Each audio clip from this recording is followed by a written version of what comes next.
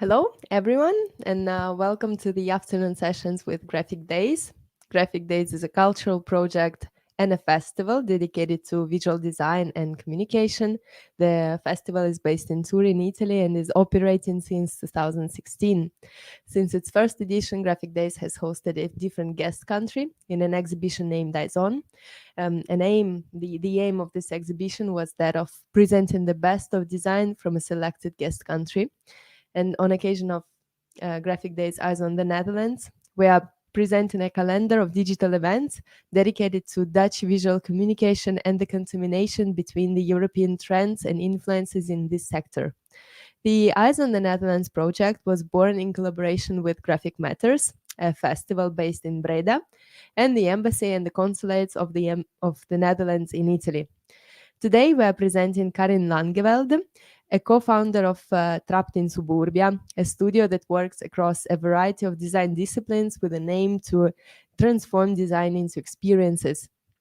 Karin will talk about the Flags of Peace project, how it was born, starting from an ambitious goal of collecting the contributions of well-known and young talented designers from all over the world to create a visual dialogue around the concept of peace and its symbolism. Karin will try to answer the questions: what defines peace? How could it be symbolized? And what must a peace flag represent? The Flags of Peace project is currently on show here in Turin during Graphic Days Eyes on the Netherlands, and we invite all those of you who still hasn't visited to come and see it with your own eyes. For those of you who can't travel, we have prepared a brief video of the exhibition here in Turin, which we are about to show. In the meantime, we ask you to leave your questions in the section below, so we can later offer those to Karin. And thank you.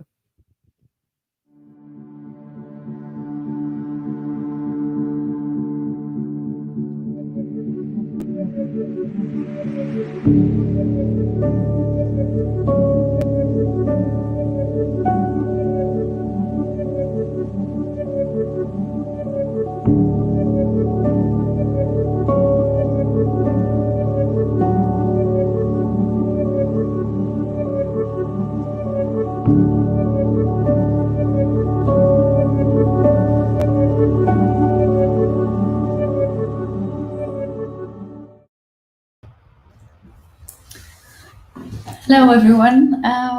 It's good to see the exhibition. I haven't seen it yet, how it's on display in Turin.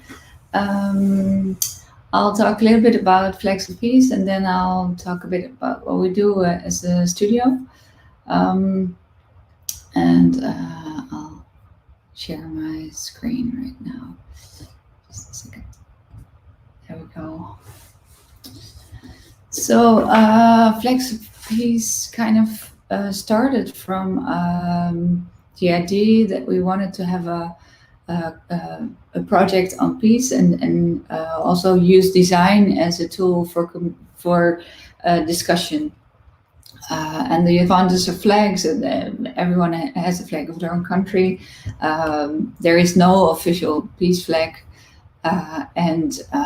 Of course, flags are always on display in public space. So we thought, okay, to create a new flag, or maybe not to create a new flag, but to create different flags as a starting point for a dialogue would be a good idea. So we invited around 100 designers from 100 different countries from all over the world. They're also artists, and it's not only designers, also artists, photographers. And we asked them to make their flag and their interpretation of what is peace to them. So let me see if this works. No. Okay. So these are all the designers or the creatives that are in the exhibition right now. Like I said, they're from all over the world. It's an ongoing exhibition. It travels around the world, and every now and then we add new people to the list. The pictures that you see now here are from the first edition that was in Scheveningen in the Netherlands, on the pier, and that was the first time, first tryout. And then we discovered that people actually do this, talk about the flags when they walk around, say, oh, I don't like this flag, it's not peace to me. Personally for me, that flag over there is peace because blah, blah, blah. And that was exactly the whole point of the exhibition, of the project. For us, it's very interesting to see what different cultures or different designers make of the flags and what their interpretation is. So I'm going to show a couple of things, a couple of flags, but to be honest, the best thing is just go and see the real thing yourself. I think that's probably the best way to experience it. So as you see here on the right top, you have the white flag, which is from Germany, and it says be good, be bad. So it's like a typographic version of yin yang, you might say. So it's designed by Hort, Studio Hort, and they thought, okay, you can't have the good without the bad. So that's why they represent it in that way. And what we see in general with the flags is that there's a tendency towards blue. A lot of people use blue, so there's a small selection of the blue flags that are in the exhibition. These are from all parts of the world, really. It's not just Europe, it's Asia, South America, all different parts. And I just want to talk about two totally different flags, both using blue, coincidentally. For instance, the one on the left is from Zimbabwe. This person, for me personally, this is a really striking flag because the designer's philosophy on the flag is that he deliberately used blue, as blue being a piece of color in Africa, a color of peace in Africa, because it represents water, and water in Africa represents peace. But in the Netherlands, water doesn't really represent peace because you might know we live on the sea level. So water for us is more a threat than it is a peace. So we're always in a sort of love-hate relationship with water. So that, for me, is a really good example of cultural differences and cultural interpretations. And the symbol, the white symbol, which is on the flag, is a symbol for that people write on their doors or on the ground or whatever, and it means that you're welcome. So if you are in Zimbabwe and you see this symbol, you're welcome to come in. So that's good to know. And then on the right side, that is the flag of Syria, designed by Foundland Collective. They have, of course, a totally different view on peace, and as these designers said, that they were very disillusioned on peace and the whole concept that good will triumph over bad. They were kind of lost. They lost that feeling when they designed this flag. So you see the world turned upside down, and the little paper boats and hang on a thread symbolizes the sort of very it's an attempt to escape, but it's a dire attempt to escape. Oh, sorry about that.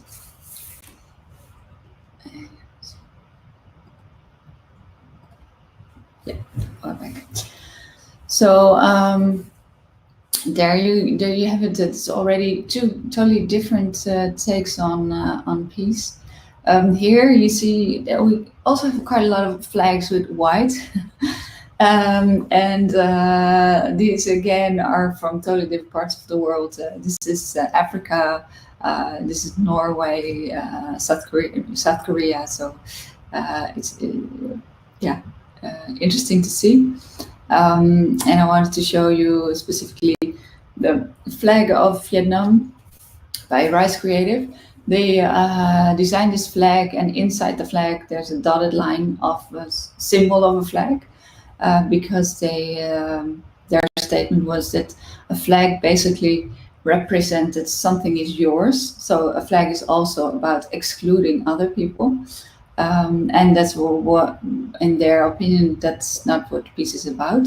So they figured, let's make a flag, which is not a flag, but it's a symbol of a flag. And then people can think about, okay, what does a flag mean to me? Or what does peace mean to me? How does it look? Does it look like? What does it look like? And then Jamie Lee, South Korea, which is a really funny flag. I think it's a really funny flag. She said that peace for her is more about personal peace, or she approached the flag as looking or searching for personal peace. And she really finds herself being at peace when she looks at her cat, or when she sees the cat walking or purring, etc., etc. So if you look very closely, you see the nose and the mustache of the cat in the flag. So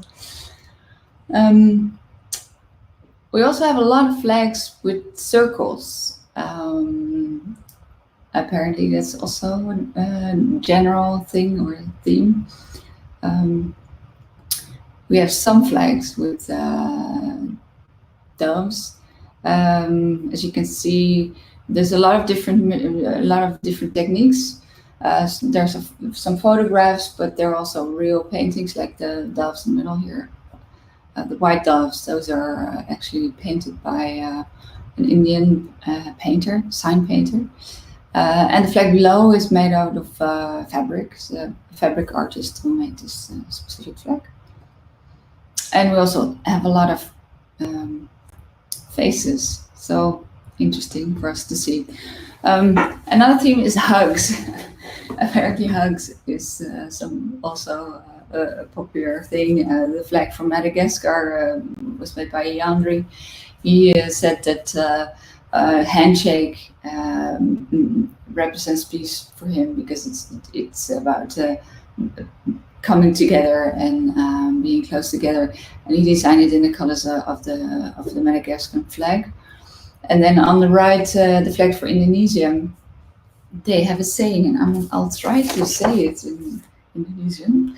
Oh no, I'm not going to say it in Indonesian because I didn't write it down.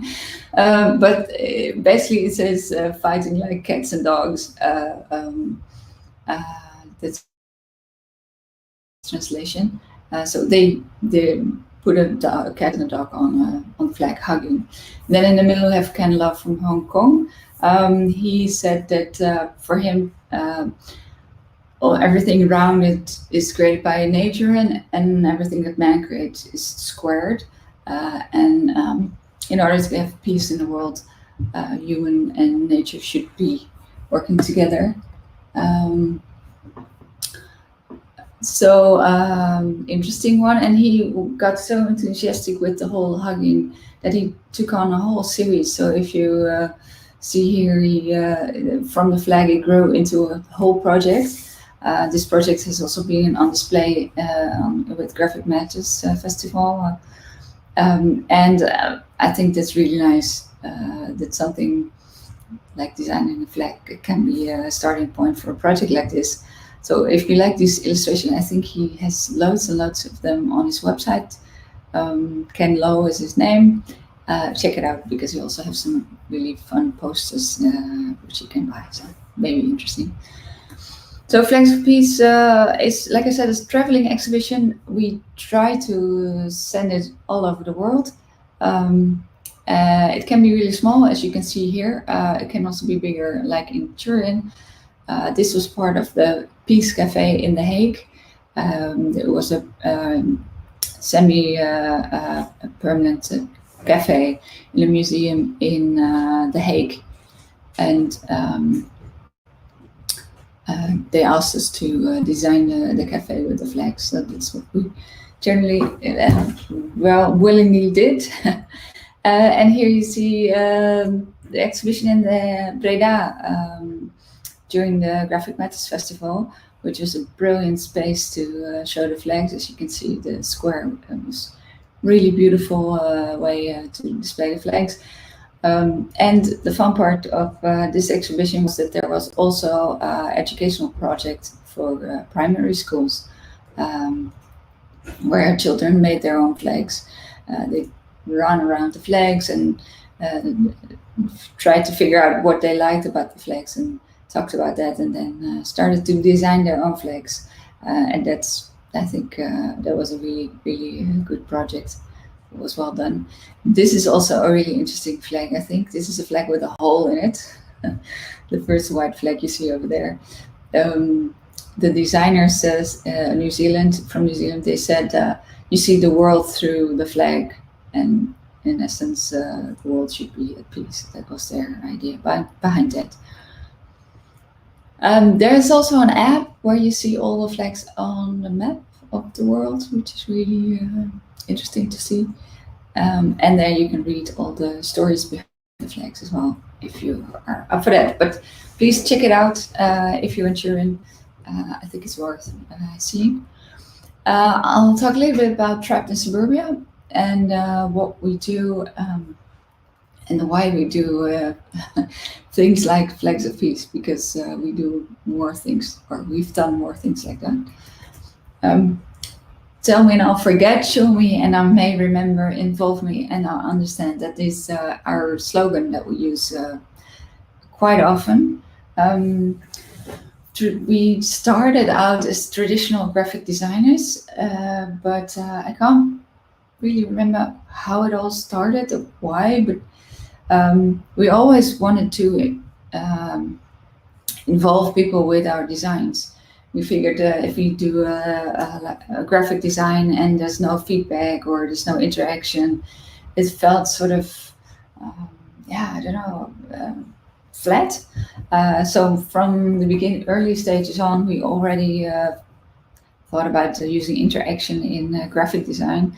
And then slowly it emerged into what we now do are really big installations for museums or brands, where we use analog and digital interactivity.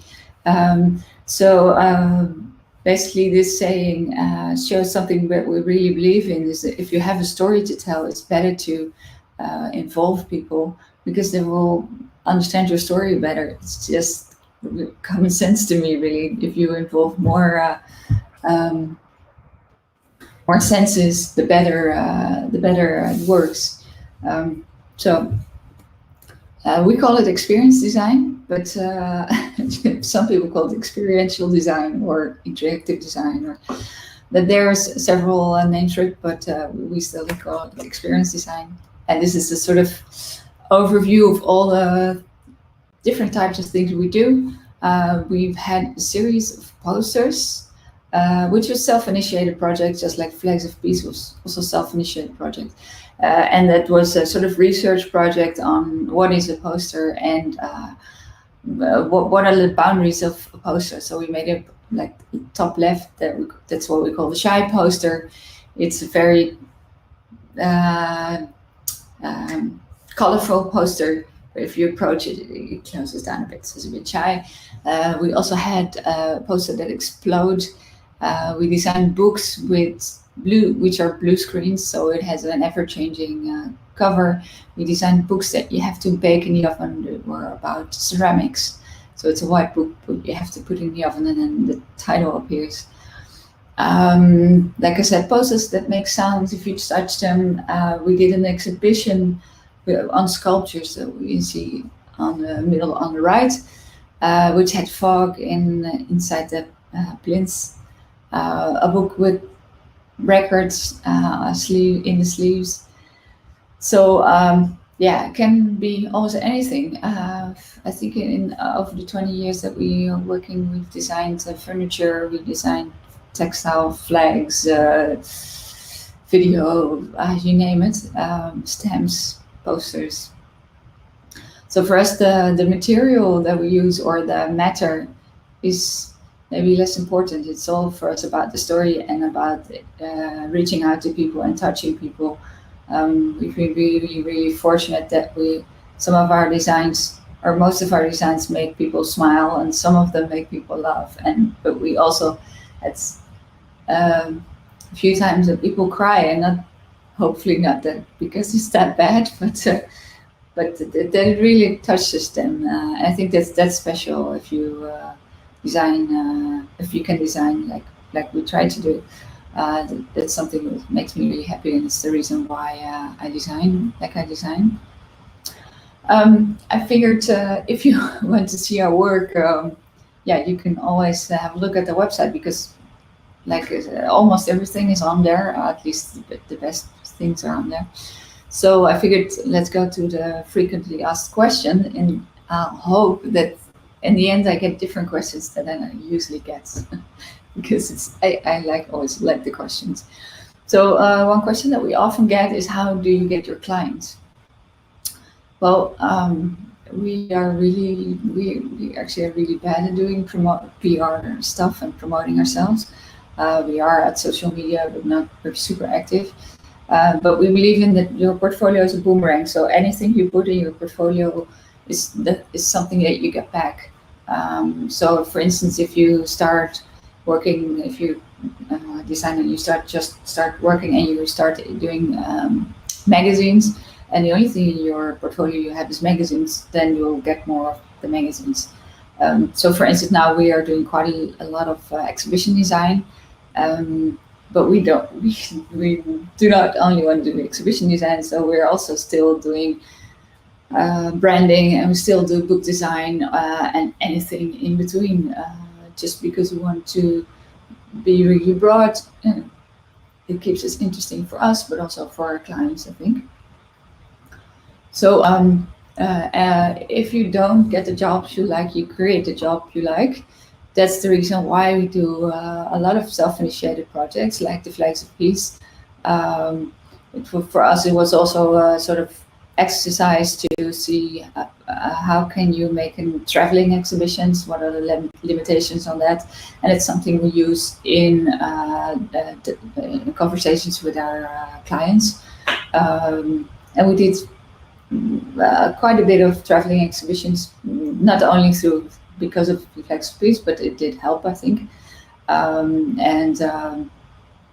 Yeah, like the posters with the sound posters, the whole series, that also helped us to be to present ourselves more as a interactive agency and playful agency, experimental agency. So all these self-initiated projects are also valuable. Not only it helps you to push your own boundaries, to be really creative, to be resourceful, because you have not a lot of budget because it's your own money, of course. But it also helps you to think about your proposition. What is your strategy, or what is your unique selling point? Something which I don't like that term, but it is. It is true. So it's how do you position yourself as a designer, and then your self-initiated projects really help with that. One self-initiated project is the Superfool's art gallery. It is an art gallery, a graphic art gallery that we had for 4 years. It doesn't exist anymore, but it was a lot of fun. We also did Don't Believe in Type, which is a typography festival, which traveled also around the world, but also in The Hague, and we met loads and loads of people. We did lots and lots of fun. We got so much experience just by organizing our own things, or the things that we wanted to see or do, or it's really, really helpful. And it also helps you to be really quick with setting up projects and just making stuff and making decisions. So I think in general, the Trapped in Suburbia is just a 2-person studio.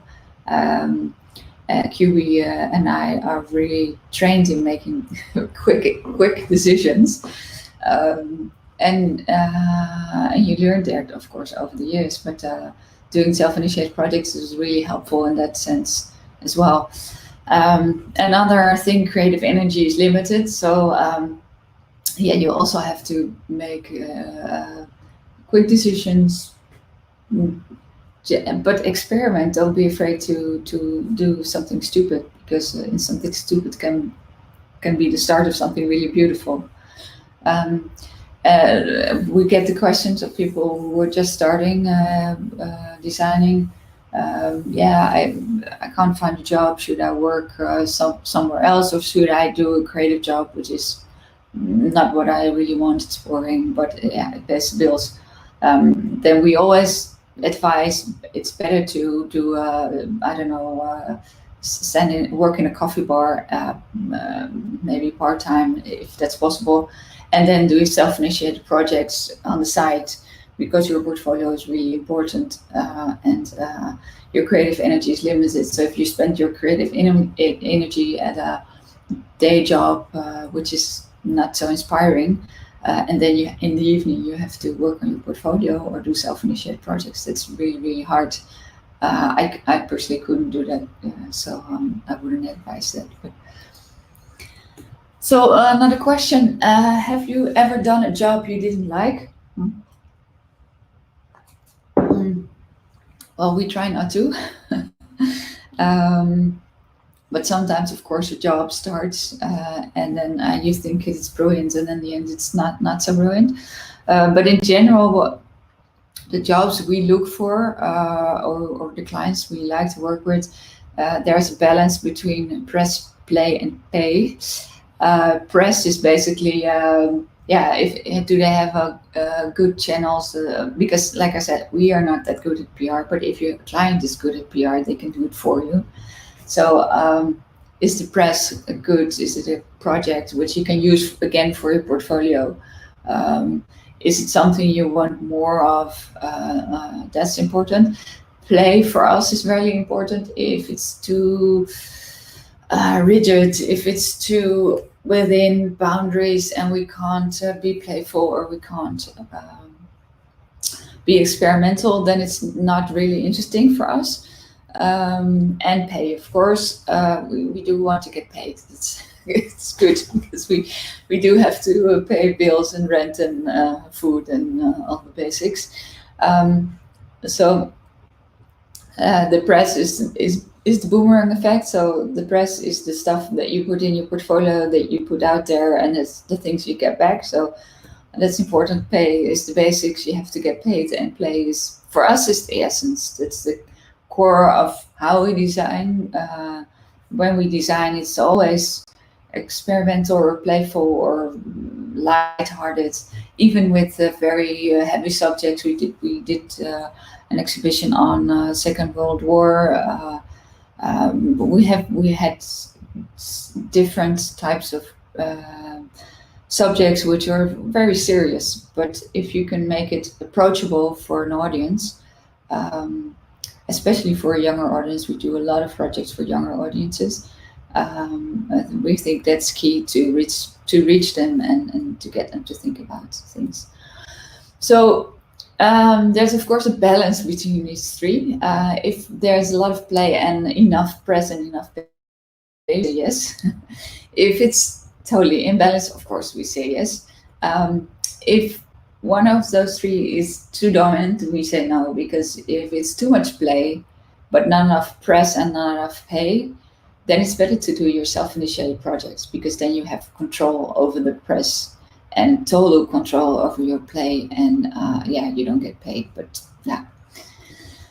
And if it's like this, then we definitely are not going to do it. Also, a job where it's just about pay and no press and no play, it's we can't do it, because it drains our creative energy. If it's all press, no play, no pay, why bother? Because you don't want to have a boring job which didn't pay to be in the press anyway. So that's basically how we sort of select or try to select the things that we do.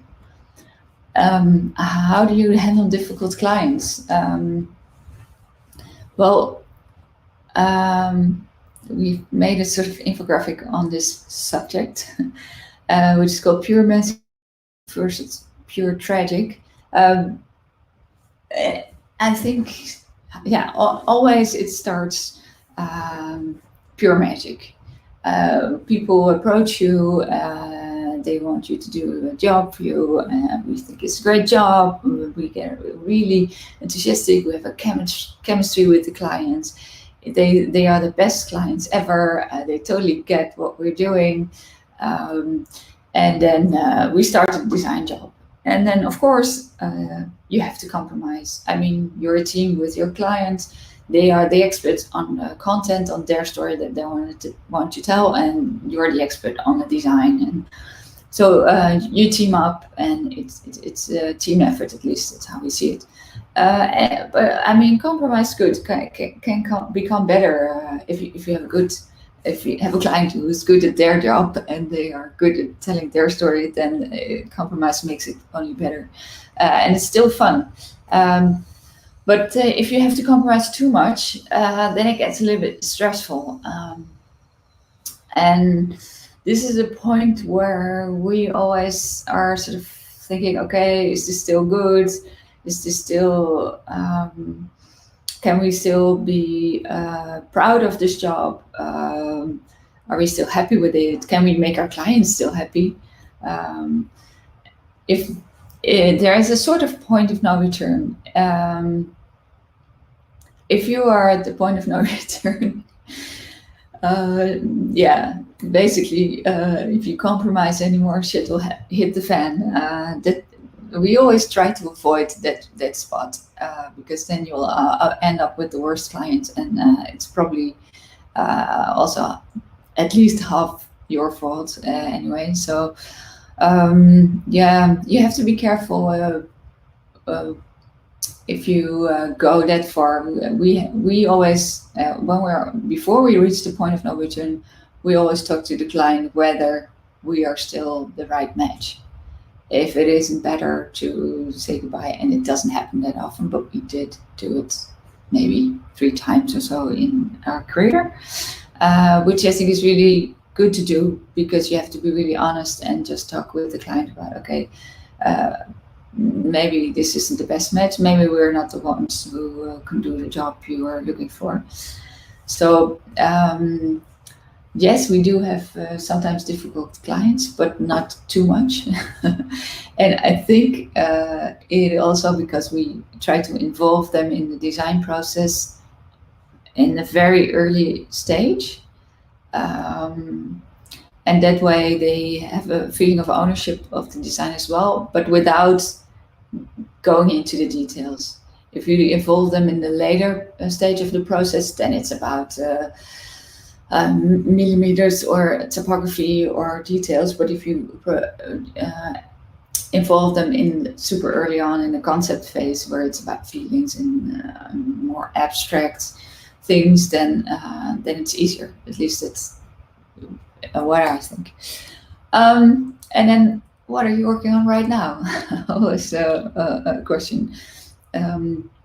We sort of finished it, but we're still working on it. So it's has already been open, but due to Corona, it's closed now again, which is called the Upside Down. And it's a huge job. It's 1,500 square meters of Instagram experience.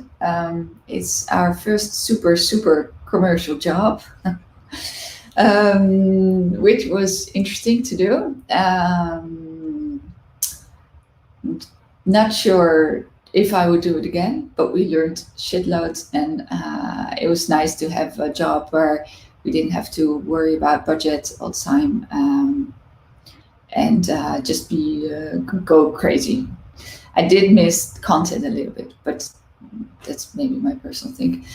Anyway, Instagram experience. The thing is, Instagram experience, I don't know if you know that, but it's basically a venue with all different rooms, and in every room there's a setting where you can take really cool pictures and put it on Instagram, or make videos, put it on TikTok or YouTube or whatever.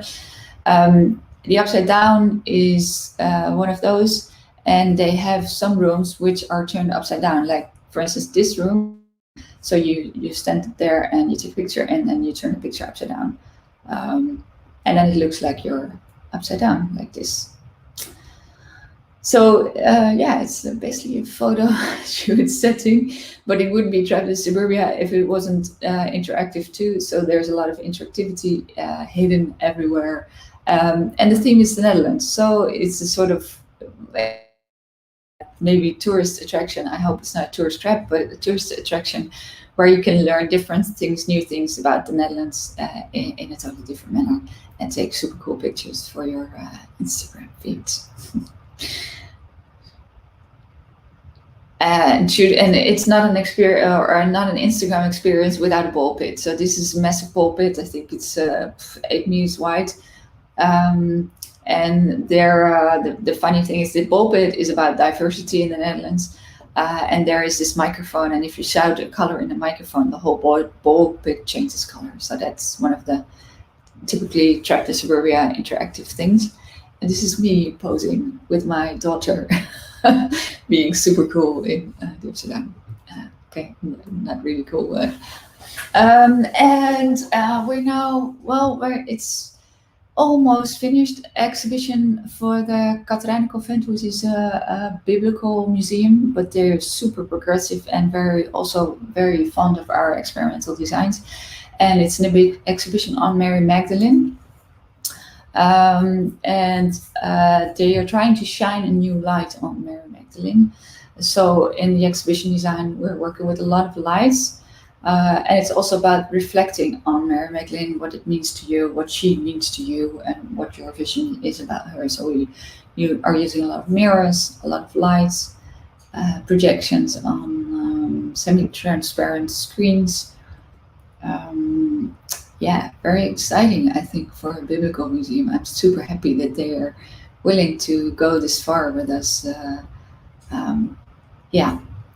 So in a nutshell, that was what I was planning on showing to you today.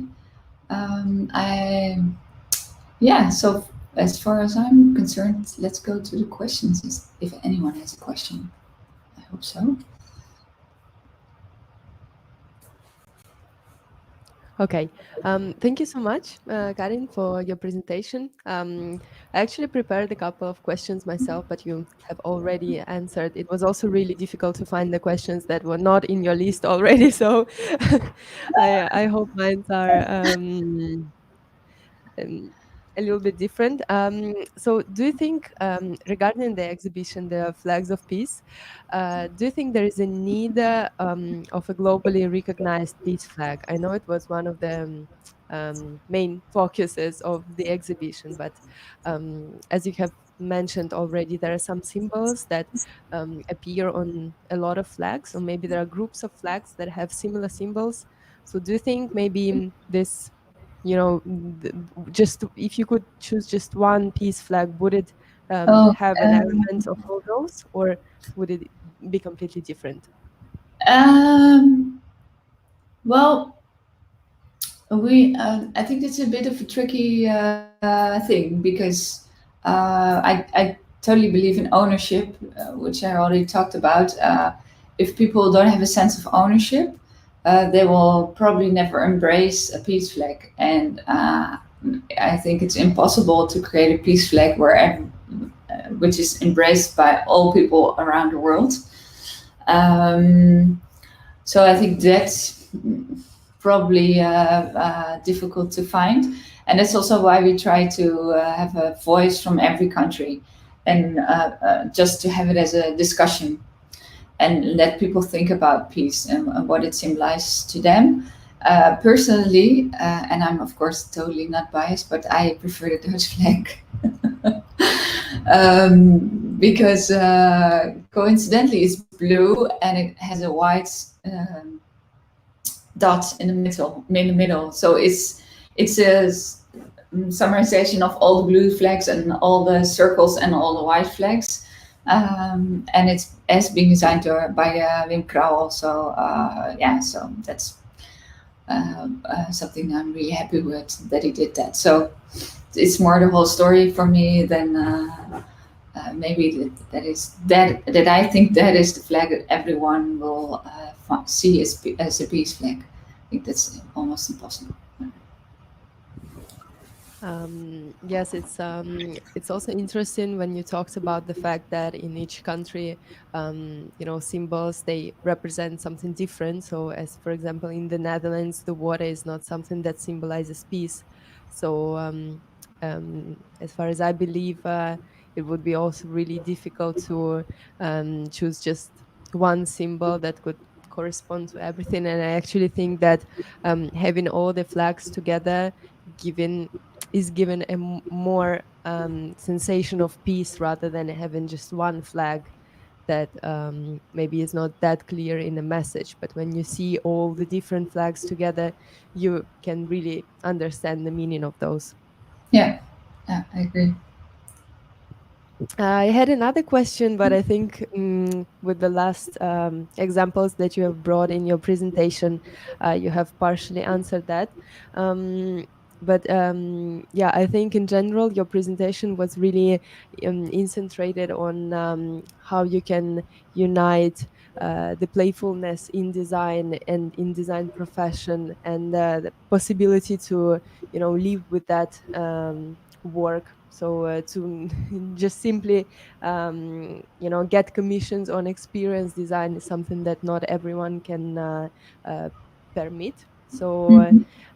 this is something really interesting. So the fact that you can still work and get paid, and you promote your studio trapped in Suburbia as an experience design studio is something very unique and very different from others. Is this something that you find sometimes difficult in your job in general, or? Um, well, when we started with the name or the title experience design, I think it's maybe 10 years ago. I can't, there's no exact date.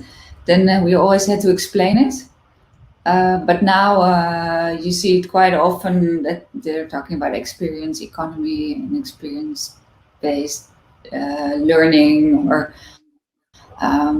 so it's more accepted. The English word in the Netherlands we use as experience is also more commonly used. So for us now it's much easier. Most of the people understand what we're doing. And if they don't, I always explain the story about the book that you have to bake in the oven.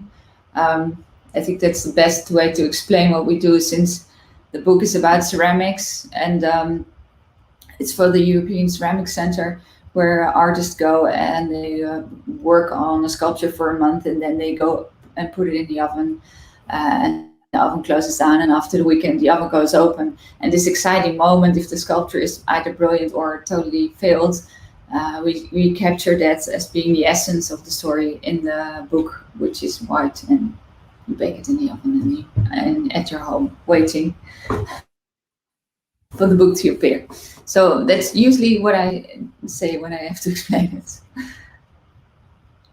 Yes, by the way, like when they put the ceramics in the oven, it should be quite high, elevated the temperature now. So what is the limit of the book? Book, I think it was 60 degrees, so that's Oh, quite low. Yeah, that there's we searched for specific inks that changes color and also stays that color, because you have ink that changes temporarily. You want to have it permanently, and it's ink that is was invented in the 80s or 70s in America for securing letters.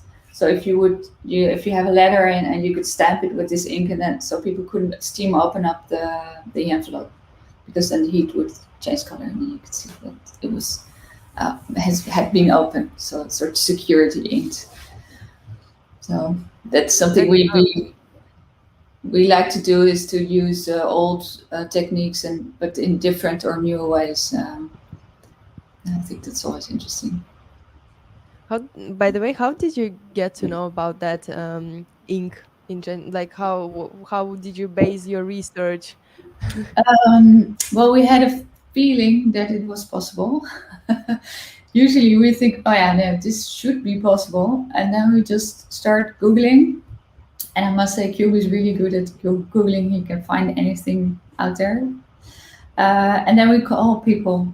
I think we called an ink company in the Netherlands, and then this and was really enthusiastic about this project. And he knew someone in America, and then we ended up with the importer in the Netherlands, and that's basically how it goes. We once did a book where we die cutted all kinds of parts out, like through the whole book. The book was this thick, and we die cut it in one go. And in regular die cutter couldn't do that.